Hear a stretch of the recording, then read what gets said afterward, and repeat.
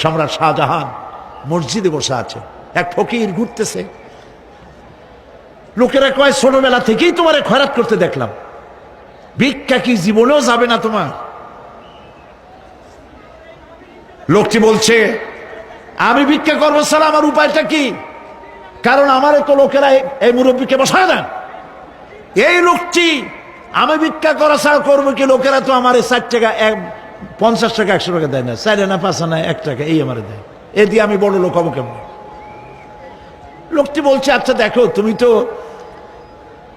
জায়গা মতো যাইতে পারো নাই, বাদশার কাছে যাও, এমন দেওয়া দেবে জীবনে আর খয়রাত করা লাগবে না। তো বাদশার কাছে কি খয়রাতি যাইতে পারে কোনোদিন? কয় হ্যাঁ এখন পারবা। কেমনে? কয় সম্রাট শাহজাহান এখন একা একা মসজিদে আছেন। তখনকার এসব বাদশারা অনেকে নামাজি ছিলেন, দিনদার ছিলেন।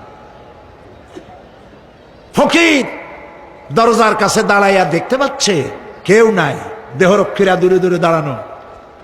বাদশাহ মসজিদের ভেতরে বসে হাত তুলে ঝুলতেছে আর কাঁদতেছে, চোখের পানি দিয়া দাঁড়িয়ে ভিজে ভিজে পড়ছে। এই দৃশ্য অনেকক্ষণ দেখলো ফকির। কিছুক্ষণ পর সম্রাট শাহজাহান মসজিদ থেকে বেরিয়ে আসছে। ফকির বলছে আসসালামু আলাইকুম হুজুর।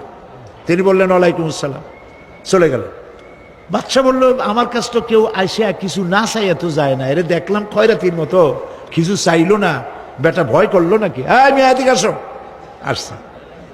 ভয় পাইছো? কয় না ভয় পাইনি। তো কিছু যে চাইলে না? ফকির বলছে জাহাপানা সত্যিই কিছু চাইতে আসছিলাম, তারপর চাইলে না কেন?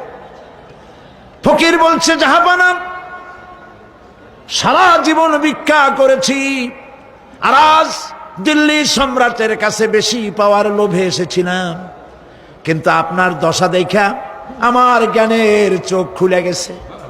আমি লক্ষ্য করে দেখলাম আমি সম্রাটের কাছে চাইতে এসেছি, হাত তুলি নাই, বিনয় প্রকাশ করি নাই, চোখের পানি ফেলি নাই, কিন্তু লক্ষ্য করে দেখলাম দিল্লির সম্রাট আমার চাইতেও বড় ভিক্ষুকের মতো। আবার কোন সম্রাটের কাছে হাত তুলে কান্দে?